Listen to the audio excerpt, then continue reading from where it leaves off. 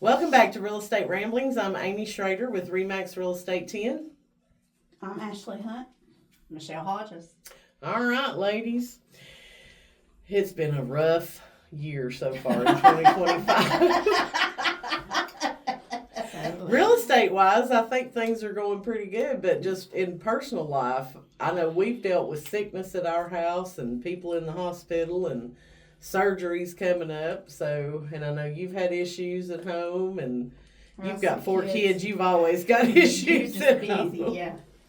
So it's always kind of nice when we can actually sit down together and just breathe a little bit and catch up. So what is the weirdest thing that you all have ever seen when you were showing homes?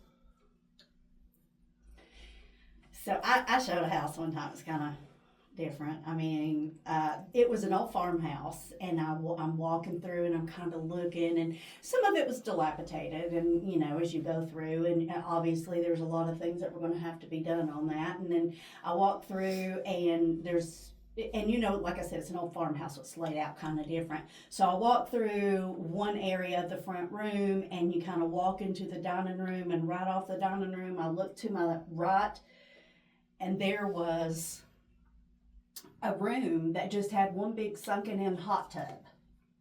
I mean, like it was like in the floor, that entire room was designated to that big hot tub space. And I was like, I was not expecting that. I'm just going to be honest with you. Again, I'm in an old farmhouse. I'm looking at the dilapidation. I'm, whatever. And then I just look and I'm like, what in the heck?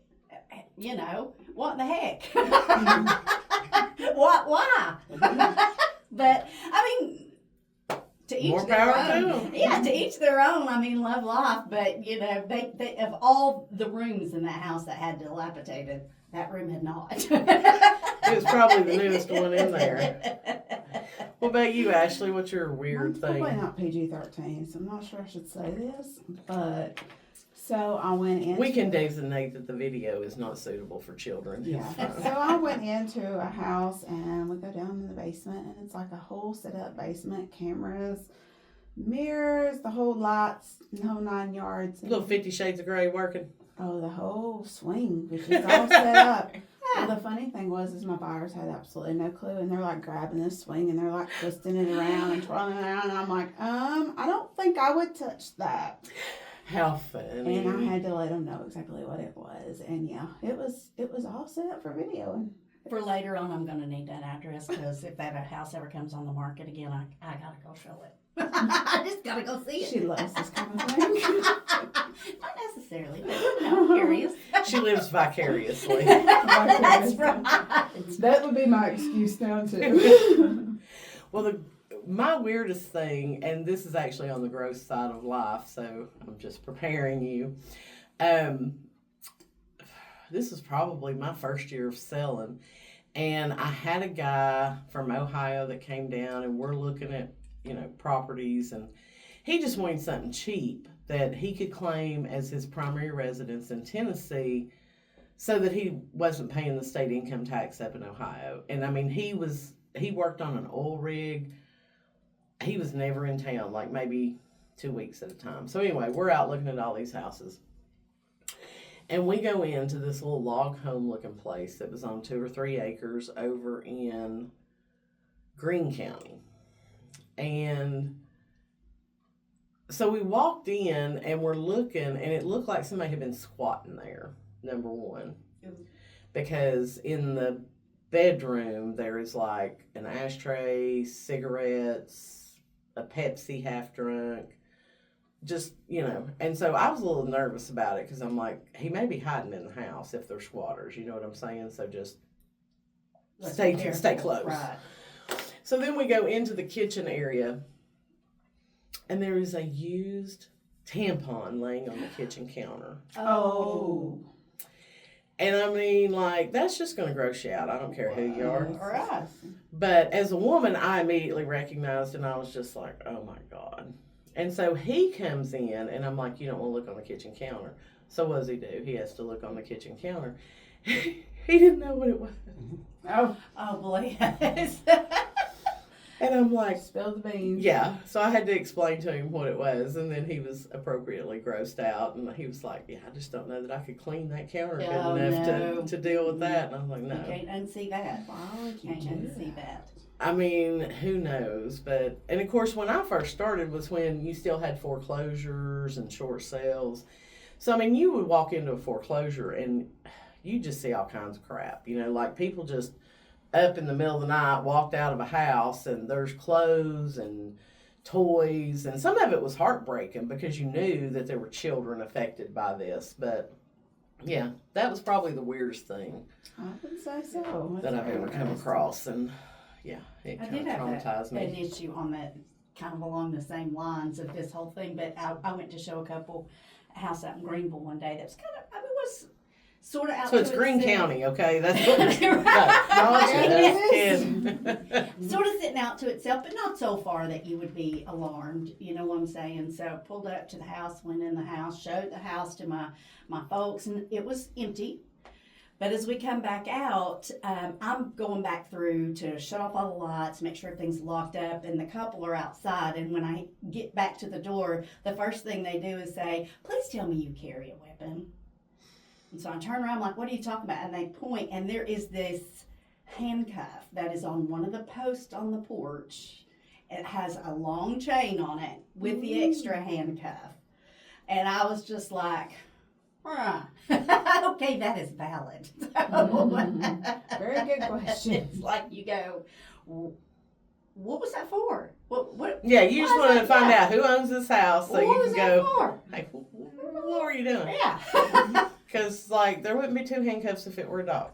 Right, absolutely. I mean, it would have had to have been attached to a collar or something like that because you had, and it was long. That's So the only one thing I could side think of it was attached to the post on the porch, and the other side was just laying there, just waiting. All righty. Interesting facts, guys. But they did bring up a valid point. I mean, a lot of times, you know, we talk about realtor safety during the month of September because that's when an agent went missing and ended up, she'd gotten killed going to a showing. And, you know, I think a lot of times we're like, oh, we're fine. It's fine. But more and more, we meet people that we have no clue who they are. And so, you know, we do use that Forewarn app that's offered to us by our association. But one thing I don't think a lot of people consider is that it's not just showing buyers the homes that can be dangerous. It can also be listing appointments. Mm-hmm. Because somebody is calling you to go to their home. You know what I mean? Right.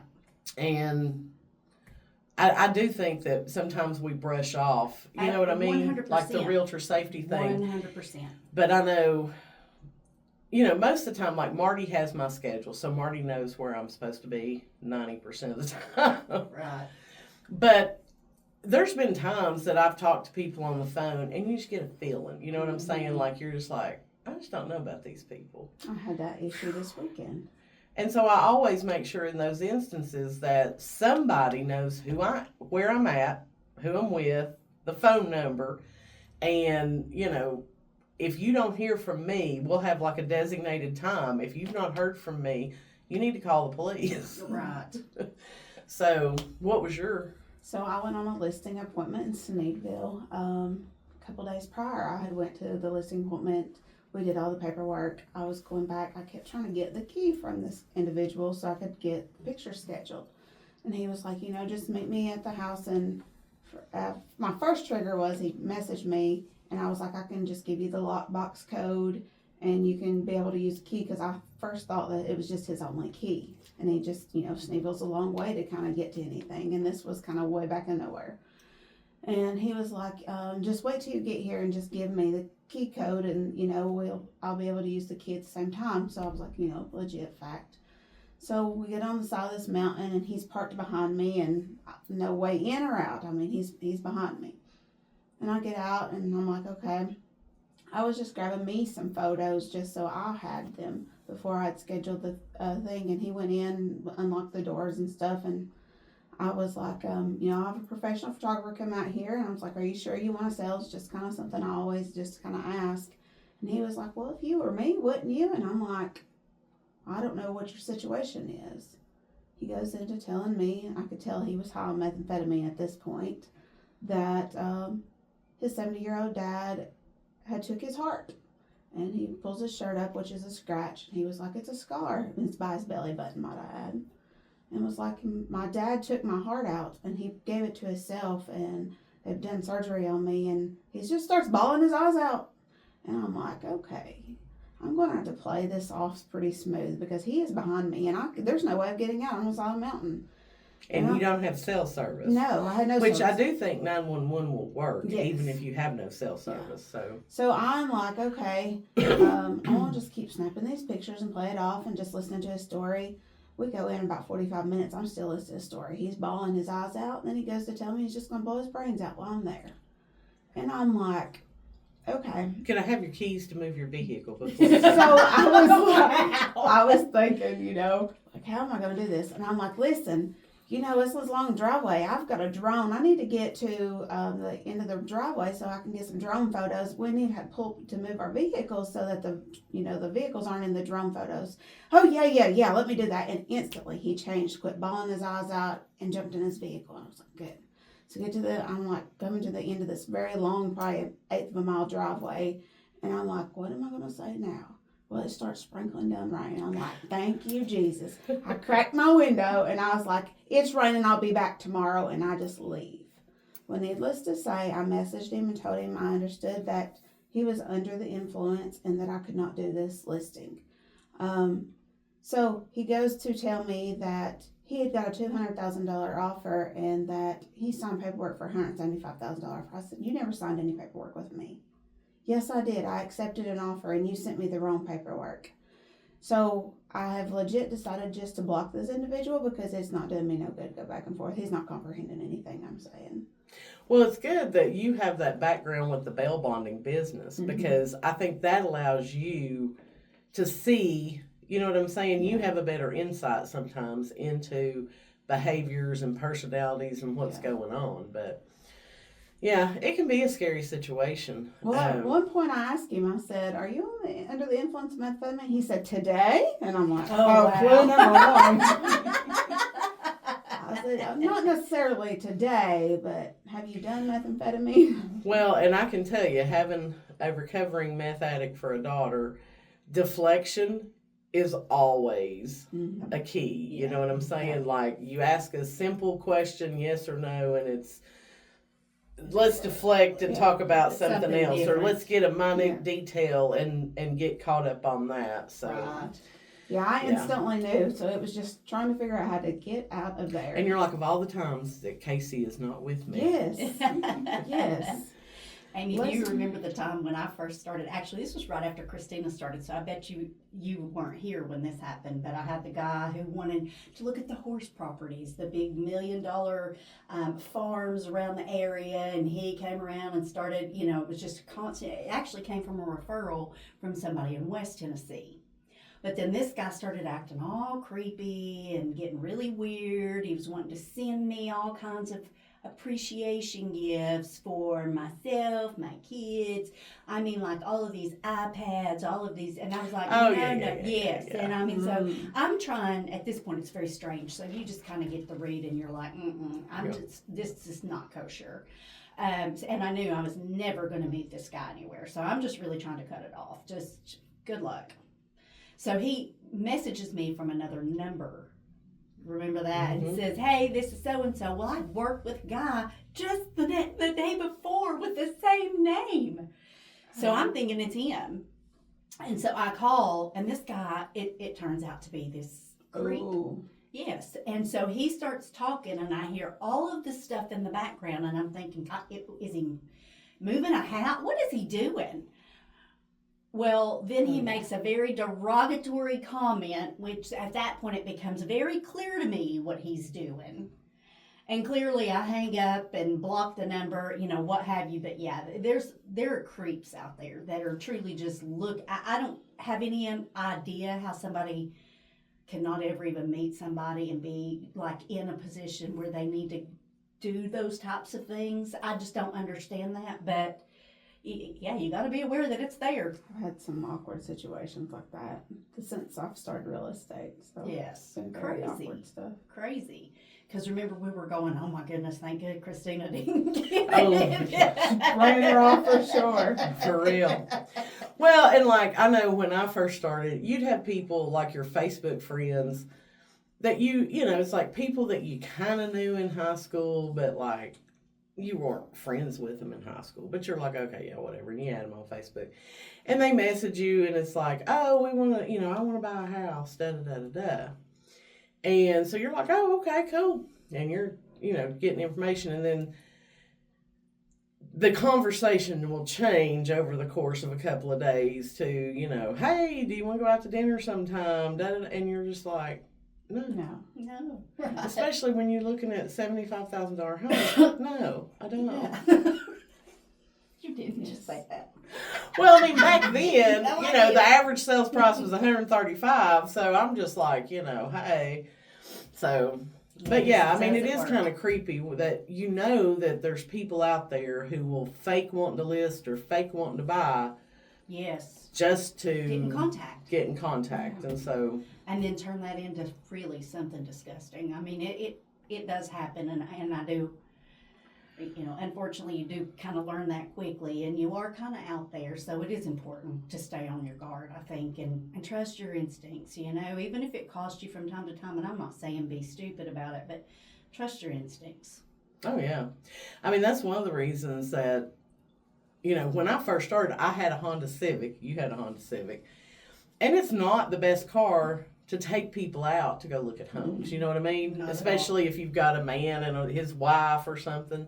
So, you know, for me, it was always they're just going to follow me because my car's not really the I don't best let to people take in my people. vehicle. But yeah, that's just kind of the way I've done it. Unless I know you, you know what I mean? You're not getting in my car. We're going to have at least a vehicle. Right. To separate us so that, you know, when situations come up, you're not stuck Right. with somebody. Absolutely. And then you'd had people who'd be like, oh, well, you can just ride with us. And of course, I'm a smoker, so I would always, well, I smoke, so I'll just drive myself. You know what I mean? And there was an agent that used to work here, and she was just appalled that I didn't take people out in my vehicle. Oh. Like, she just loves that conversation after, you know, you looked at each house, being able to talk. I'm like, yeah. No, I'm not going to do it. Oh. But she was old school, and that's how it was Right. done for years and years. But, you know, it's just like kids at school. It's a whole different time than it was Right. back then. We have to be, I think, aware of that and stay on our toes. Couldn't you tell that by the Super Bowl this weekend? Honey, this is probably the first time in my adult life You did that not? I have not even turned on the Super Bowl. Wow. Really? Normally, I have 2 or 3 people over to the house, and we watch till like the Usually halftime. cook. Yeah. And, you know, we'll do the halftime performance, and then I'm like, okay, everybody's got to go because I got to get Venus in the bed. Yeah. But this year, family lunch fell on my Sunday to cook. So my sister had already come up for lunch, and I was like, you're probably not going to want to come back for the Super Bowl. So I didn't even turn it on. I didn't care about who was playing, Right.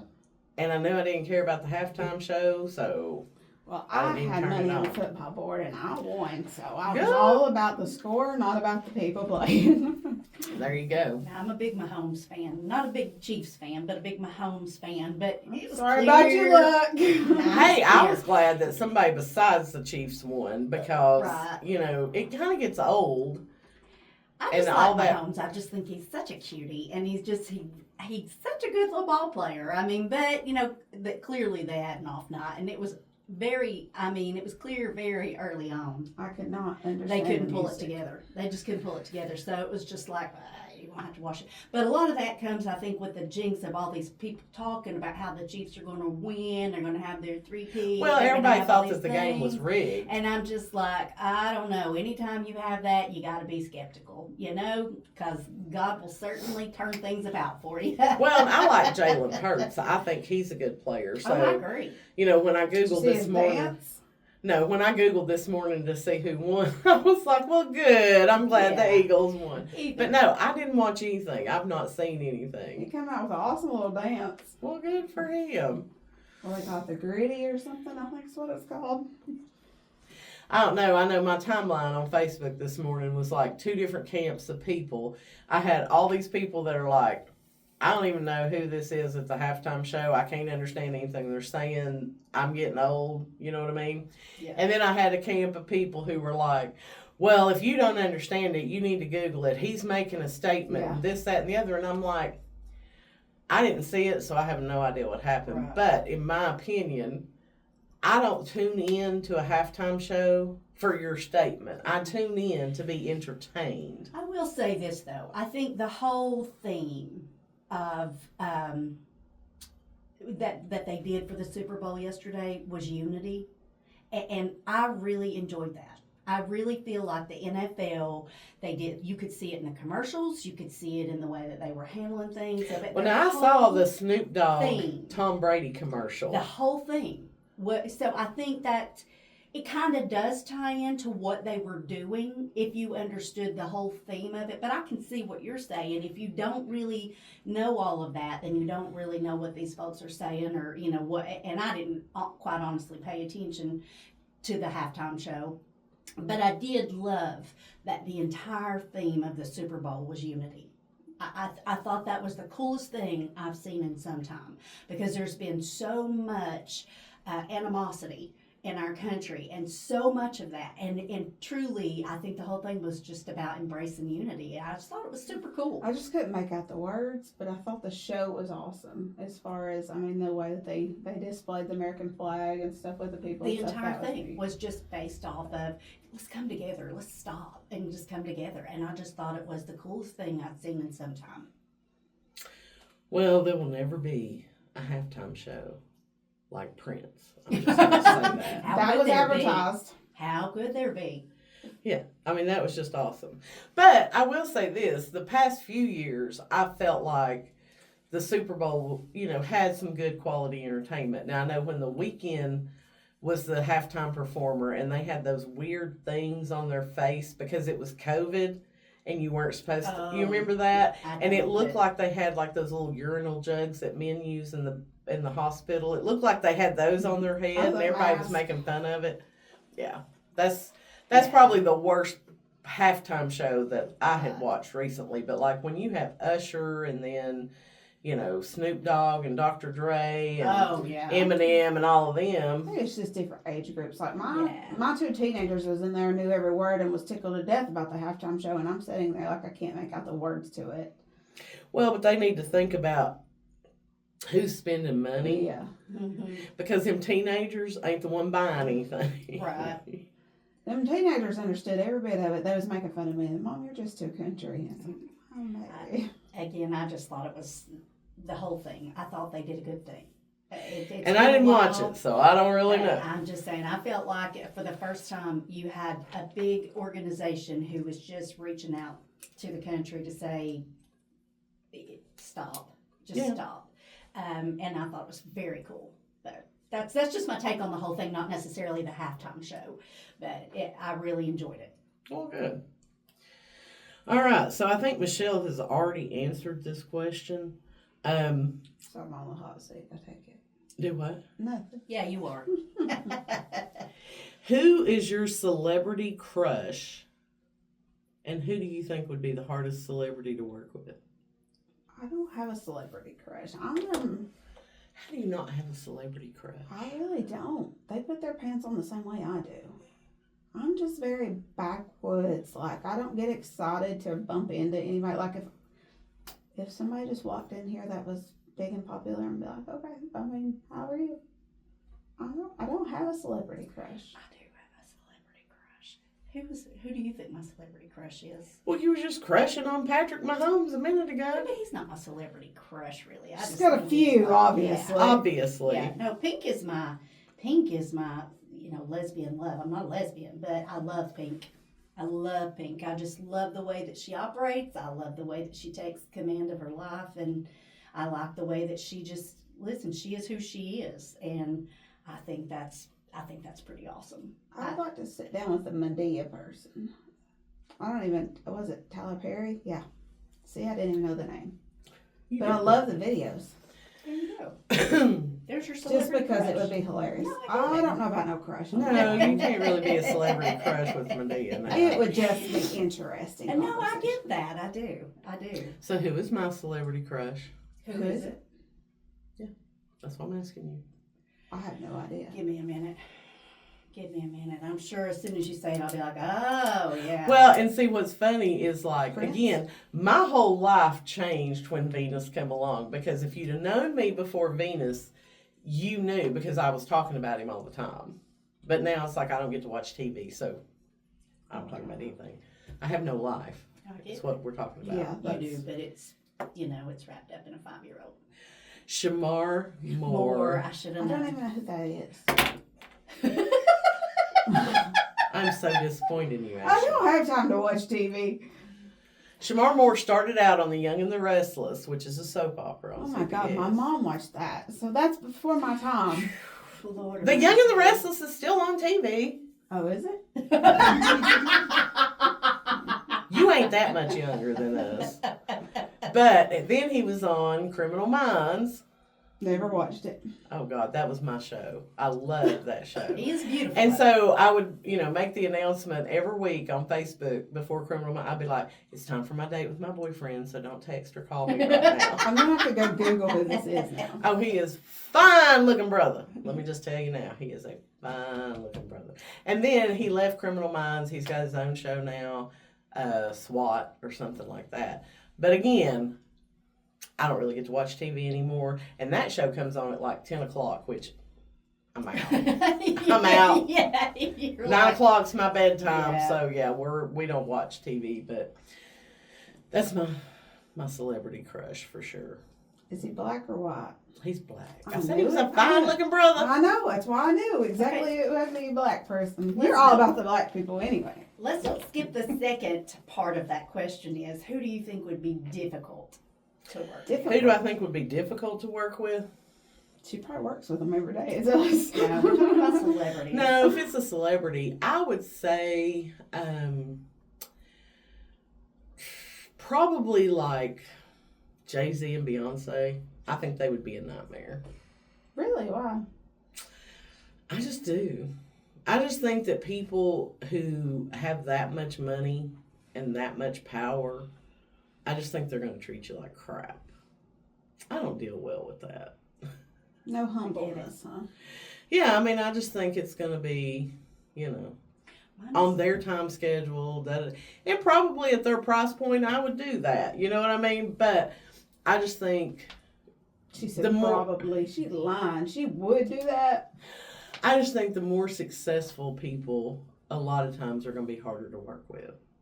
That's my opinion. Makes sense. Well, I think for me, it was Katherine Heigl. I mean, she always just seemed so spoiled to me. I don't know who that is. I don't know who that is. Anyway, she's probably not in her heyday right now, but about 5-6 years ago, she was everywhere.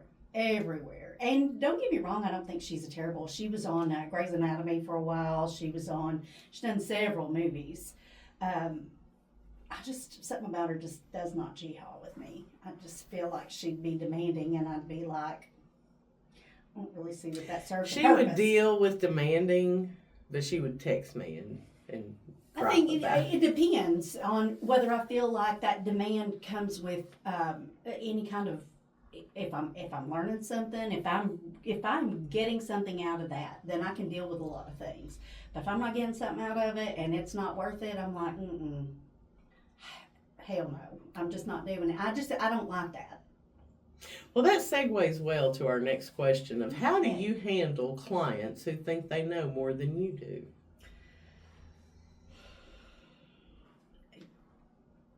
That's really, how do I deal with it? Yeah, that's a question. I mean, I know I get it, and it's a good question because it does happen repeatedly. It's happening more and more now. I think to a degree, I think that I have a responsibility to tell the truth. You've hired me for that reason. You've hired me to look out for your best interests, and I'm going to tell you the truth and exactly how I feel. But at the end of the day, they're the boss. So if you want to do what you want to do, then that's fine. But we're going to hold to that, and we're going to remember whose decision this was to do it. Again, I work for them, so I will be compliant where that is concerned, but I typically will still speak my truth because I think it's important that they hear it. If they choose not to take it, then that's their decision. I think, I don't know, I've got one of those kind of personalities that'll kind of go either way. So I would just kind of let them have their awe moment. I would get my point across, say exactly what I think of the house or whatever we're looking at, and they'll hear me regardless. Whether they listen's on them. So that's kind of the same answer there. It's basically, right. You're going to do what the client wants to do, but you'll listen to them. So you don't ever get the urge to fire a client because... Oh, yeah. Oh, now... That's a Yeah, whole don't other say scenario. that. That is not in that question Yeah. whatsoever. No, I have walked away from clients I have who were too. just nasty. Absolutely. But a lot of that is not necessarily a difference in opinion. It's when they're disrespectful, and I don't do well with that either. I mean, again, I can be tolerant of a lot of things when I see the benefit for myself personally, but when I don't see the benefit in it, I can just be like, okay, we're just going to throw up this wall right here. And I'm not one of those people that feel like we have to fight it out or whatever. Let's just go ahead and part ways and be done with Until you get the inspection report, don't lie. Then you're going to fight it out. but now fighting for someone is different than fighting for yourself. It is. I mean, fighting for someone, that's my job. I mean, to do the best I can for those people. But you're absolutely right. I'm going to stand firm. I'm going to do what my people ask. Yeah, a little bit. I think she used to be a redhead. She got that fiery to her. A little bit of a red tint. Yeah, I mean, I don't love trouble, but never been afraid to back down from it. Or to not back down from it, I should say. Listen, that's how I was raised. My mama used to say, if somebody starts a fight with you, or if you start a fight with somebody, I'm going to bust your butt, we'll say. But if somebody starts one with you and you don't finish it, I'm going to bust your butt. So even at a teeny tiny little girl, I knew I either had to be afraid of her or them. I was far more afraid of her. I got a listing appointment kind of put in my lap the other day, and it was like, okay, this person cannot work with the agent that they was working with in our office, and they kind of butted heads, blah, blah, blah. Well, I have that type of personality where I've dealt with bail bonding. I can kind of be constructive in it, I guess, and say, go either way with it. So I don't kind of take what people say to heart. I don't have really thin skin. Like I can wear my heart on my sleeve, but when it comes to business is business at the end of the day, and you're not going to break my heart either way you go. Absolutely. So if you're going to be rude, then that's on you. But sometimes it's interesting because that was the first thing they were like, "You're just going to have thick skin." I've got the thick skin. I've been dealing with it for years. Absolutely. So I've spent my career dealing with people, a lot of different kinds of people, on different levels. So you just, I think you have to adjust accordingly. And again, that's the good thing about being in this business is you do have to go, okay, is this worth it? I mean, you have the right to say, is this worth it? And if this person is just being rude and disrespectful, and it's your choice to walk away from that deal, but there's going to be another deal coming down the road. You don't have to waste yourself on people who just treat you like crap. I guess I'm used to the rudeness most of the time. Well, yeah, if you work in bail bonding, But you know what? I had my first client the other day that was so rude when they came out. I threatened to put them back in jail. I said, I've been doing this for 15 years almost, and you're the first person that I am ready to put in jail. That was just so rude. Just didn't want to give me any information. Just very arrogant. I'll pay it myself. Well, then pay it. You're standing here. Pay your bond. You don't need me. Go ahead. Quit wasting my time. Right. Well, they didn't have the money. All of a sudden. Yeah. Yeah. Yeah. Yeah. So let me ask you this. What are some red flags to you that a buyer may exhibit that show you that client may be wasting your time? Pre-approval letters. Oh, absolutely. That's your very first indication. And I'm so glad you brought that up because let's just go ahead and throw this out there. I know that a lot of folks, I've heard people get upset because a realtor will require a pre-approval letter to be able to take them, or a pre-qualification letter to be able to take them out to show them properties. Okay, so if you don't have that, then that means you are just out having fun. This is not fun for me. This is my work. So that would be like me coming to your work and asking you to do, 3 hours worth of stuff that you're not getting paid for. And so absolutely, I think people need to understand that realtors don't do this for fun. We do this for a living. And so if you're not willing to get a pre-qualification letter before you go see a home, that to any realtor is just going to say, you're not serious about this. And I need to spend my time with people who are serious about this. So 100% agree on that. And people who are just all over the board on That's their what I was price about to points. say. Well, All over the board on their price points. They want to see this. They want to see that. Well, they're kicking tires. They don't know what they want.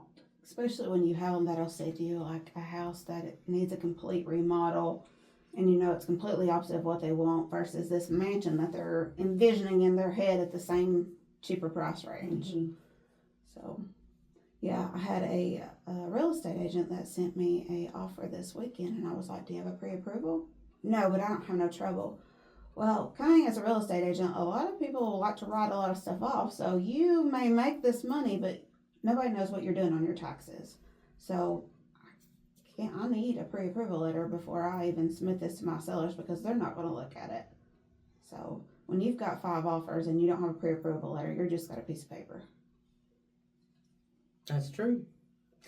I would say another red flag in this day and time is going to be if they object or push back about having to sign the touring agreement or buyer's rep.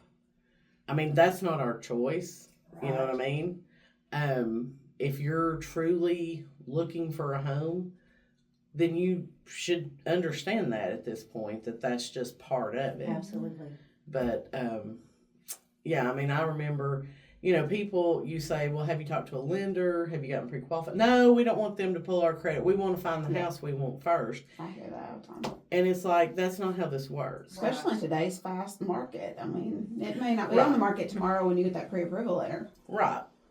And I mean, I've had people who call me up and they want to come in and sit down and have like a buyer consultation, and they've not even talked to a lender. They want to talk to me about like what type of first time home buyer loans are available, this, that, and the other. And I'm like, that's not my job. You know what I mean? Like, I can give you some broad strokes, but your first step, if you're wanting to buy a house, is to talk to a lender. Mm-hmm. Because they're going to know Absolutely. What you qualify for, what you don't qualify Absolutely. for. Yeah. So I do think that is probably always going to be the benchmark, you know what I mean, of how serious is the buyer? Right. Have they already talked to a lender? And if they haven't talked to a lender, and maybe sometimes because they don't necessarily know the process, or they don't necessarily know a lender, or don't really know who they should talk to, then find a good agent that you're comfortable with. And I'm going to be pretty sure that they have a lender that they like to work with. Not because they get kickbacks from those people, simply because they know that person will dot their I's, cross their T's, and help you get that thing to the finish line. So, but when an agent says to you, first thing I need you to do is talk to a lender, and I have some great folks that I work with, if you push back on that, they're going to stop wasting their time. Lenders are starting to bend some rules, though, of rules that we have always been taught, and I noticed that here lately, that kind of when I didn't think things would go FHA or whatever, sometimes they'll make them work. I had a client that did not have a social and lost their job after 20 years, and somehow they made that work, and he still has no job, and we closed. Out of my hands. I'm not the lender, so... Oh, that's interesting. I was very shocked.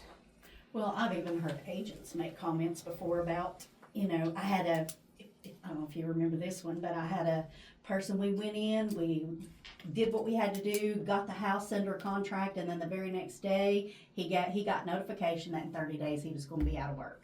So the other agent was frantic because she was like, well, can't he just stay long enough to get this closed? I'm like, who's going to pay for it after that? This is the position that he's in. The reality is that his whole finance has changed. So you want me to push him into a house so I can gain a commission, and then in 60 days he's got to wonder how he's paying for this house. No thanks.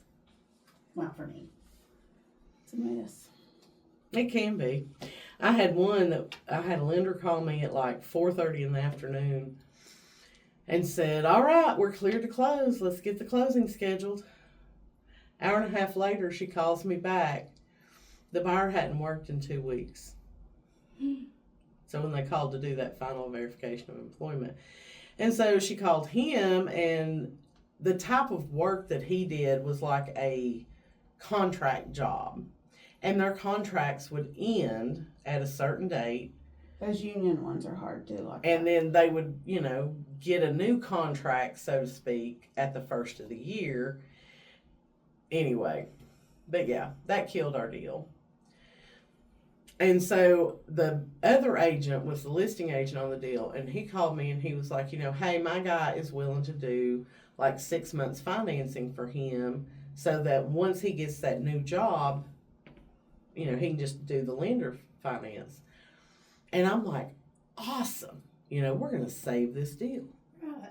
And so I called my buyer back, and he said, well, we just think this is God's way of telling us that we're not supposed to be there. And I was like, that's an interesting viewpoint. I would be looking at this owner's offer as God's way of saying, Stay in. Stay in the deal. Right, yeah, getting this. But everybody has different interpretations, Right. so. Right. But yeah, that deal died. And I was like, you gotta be kidding me. But I will say this, the agent on the other side of the deal, he showed me the kind of agent that I wanted to be at that I think point that's in my awesome. career. Because as the buyer's agent, I was so dreading to have to make this phone call. Because this house was up on a ridge, gorgeous views. You could see the Cumberland Plateau from this house. Gorgeous, gorgeous views. The driveway to get to the house was full of switchbacks to get up there. You couldn't get a U-Haul truck up there. They had to get the U-Haul, park it at the bottom of the driveway, and take trucks To pull it. go up there and get stuff, bring it back down. So it was an undertaking to get this house emptied, and the house was empty because we were supposed to be closing in a few days. So you can imagine, you just don't want to call that listing agent and have to go, Oh, yeah. yeah, so here's the situation. He was so full of grace, so understanding, not judgmental. I mean, just, he stayed calm, cool, and collected. Yeah. You know what I mean? And I felt so much better after I talked to him, and then he'd call me back with this whole, the owner's willing to finance it type thing. And I've always remembered that, and I've always remembered him. So if I ever get him, if he ever calls to show one of my listings, I always try to chat with him. But, and you all know what I mean. When you're first starting out, you need every deal. Oh, yeah. You need that check to pay bills. And when you lose a deal, you feel it. You know what I mean? You may not cry in public, but on the way home, you're like, oh God, what am I going to do? What am I going to do? What am I going to do? And to me, I just felt like he was a successful enough agent that one deal falling out of contract didn't affect his life. You know what I mean? And so he was able to remain cool, calm, objective through the whole thing. And that's what spoke to me is I want to be on that level to where I have a deal fall out, I'm not losing my mind on somebody who had no control over that. Yeah. Right. Because at the end of the day, I didn't. Right. So I think that's the maturity of being in the business and not having all your ducks, Well, and or not having all your eggs in one basket, so to speak. Absolutely. But he also, like you said, he had been in it long enough and was calm enough that he could sit back and think outside the box, and come up with solutions and talk about things with his folks to see how he could make things work. As a possibility. If it doesn't work for the other person, then that's fine. But man, kudos. Yeah. Kudos. Yeah. Yep, for sure. So what's a real estate myth that just drives you crazy? What's something that people think goes on with real estate and is so far off base it's not even funny? That we don't work on weekends. We set our own schedules, and it's just relaxing. You know, you get to do what you want to do. No, you don't. It's work. I mean, you can get your license and do what you want to do if you want to be out of the business in the next 3 months. But I think if you get your license, and you need to know you are going to spend the next 3-4 years on the hustle. You are going to be hustling. And if you're not committed to that, this is not the business for you. And I will say that if you want to be successful Correct. in real estate, Right. you have to do the grind. And I think a Yes. lot of agents do end up leaving the business before their license renews because they have this false narrative in their head that, you know, I don't know where people think they're going to generate business. You know what I mean? Like, I think they just think when we go to work for Remax gives us leads, and Remax doesn't really do that. I've had people who, like when I was the #1 agent last year for the state, they're like, oh, I bet Remax gave you a big raise. And I'm like, You don't get a raise. what are you talking about? A raise? I pay them. And they're like, well, doesn't Remax pay you to work for them? And I'm like, I pay Remax to work for them. What are you talking about? And I think general public and newer agents, they don't understand how we get paid, you know? And it's like, for me, a red flag that somebody's wasting my time is when I'm investing 3, 4, 5 hours and they're not moving the needle one way or the other, you know? Mm-hmm. You tell me you want to list your house with me, I'm making follow-ups, I'm doing my research, and then... You're still sitting there with your house full of stuff and they haven't moved it. Yeah. Or, you know, I look on the MLS on the hot sheet and, oh, you listed that house with somebody else. Or, you know what I mean? It's just like, I think we're one of the few industries where we waste our time and we never get paid for that. Absolutely. You know, there's not a whole lot of industries out there that you're not going to get paid for the time you spend with a client. And so, you know, back when this whole NAR settlement thing was going on last year, and somebody had said something about, you know, well, we could just charge by the hour. I don't know that anybody'd buy a house if we actually charge by the hour. You think we're expensive now. Yeah. What do we charge I mean, per people hour? don't think about how much time we truly invest in each transaction, whether it be a listing or, Absolutely. you know, working on a buyer. And even if you're not, you know, like, I know you guys do this too. You wake up, you check your phone, you look for, you know, whatever's going on. What do I need to respond to? I mean, it's pretty much from the time you get up till the time you go back to bed. You are either, you know, speaking back with people, answering people, doing research, doing whatever, but your day doesn't run 9 to 5. And it's so funny to me that people, you know, new agents get in the bit and they're like, well, I was just tired of that 9 to 5 grind. And I'm like, oh, so you wanting to work 7 to 9 at night, 7 a.m. to 9 o'clock at 5 to night. 9 instead. You know, because that is such a huge thing is people are like, oh, I just got tired of that 9 to 5 grind. And I'm like, well, real estate was not the business for you to go in, you know? Because I know when I was starting out, I was working at least 80 hours a week. At least. Like, I didn't see anybody. My family would laugh at me because I was busy. If there was somebody wanting to work. 80 hours a week right now. Yeah. You probably do. You showing houses in the snow, so. I was showing a house, I was showing houses yesterday. I think I started about 7 a.m. I got home a little after 6, and then I was still sending emails at 2 a.m. this morning out, trying to respond and just trying to stay on top of things because a lot of the people don't understand that a lot of our stuff is time. You know, we have to have an answer within 24 hours or 4 hours or whatever the other person gives us. So trying to respond back to everybody in time. Pulling over the side of the road. Well, and that brings up that people think that we just sit in the office all day. Yeah. Waiting on a call. You know? And it's like, if you're a successful agent, you've got a schedule. Yeah. And so you're trying to find a nook, a cranny to fit these people in. And then people get upset because it's like, well, I sent you a text and you didn't answer me. Okay, well, I was with a client. And if I'm with a client, my phone's on silent. I'm not going to text you. Now, last week was different with Amber in the hospital. My phone was on all the time. But, if you can't wait an hour, 2 hours for me to respond to your text. I had an interesting closing this week. I had showed these people 26 houses to be exact. Holy cow. We were all over the board. And there was this one day that they wanted to see a house, and the only available time was at 4 p.m. My daughter had a game at 3:30 that day. And I was like, I can show it to you at 6, but I can't, prior to that. And I said, I have a ball game, which my kids are going to come first. I go to every ball game. I don't miss it. If I miss that sale on a house, I just do. So anyways, I was like, I rearranged it that I could show it to them a little bit after the ball game.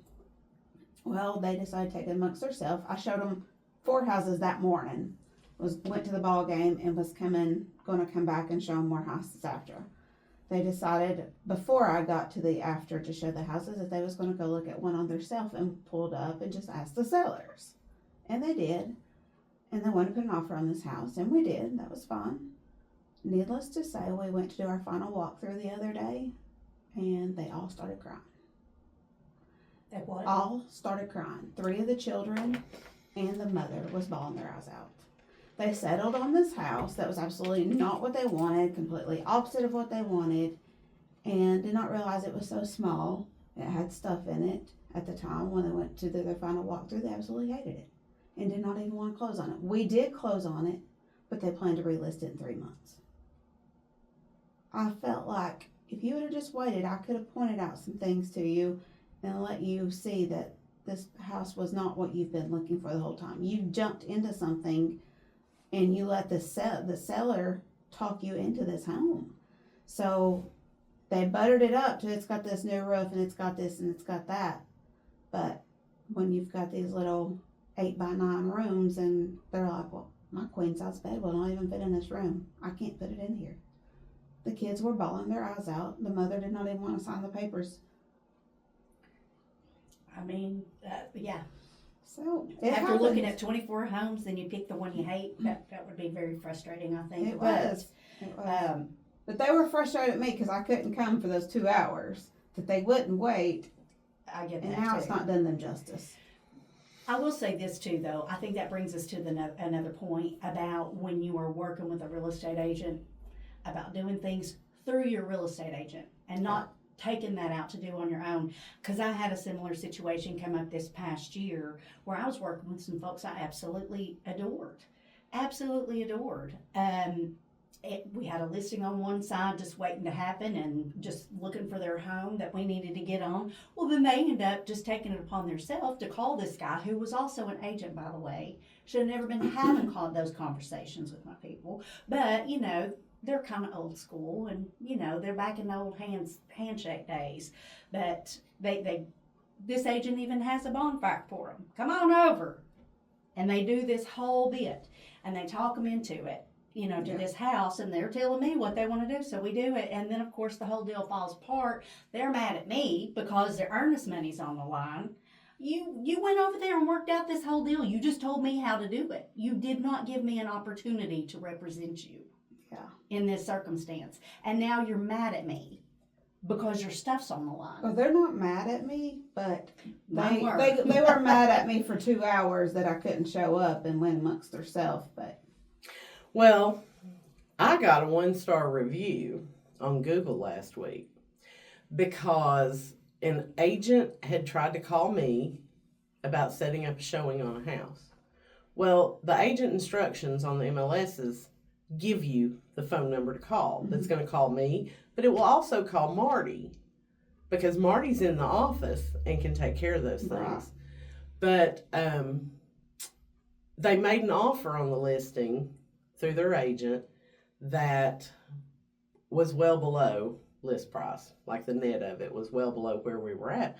And our folks were just like, yeah, we're not doing that. We've been on the market a week. We're not coming down that way.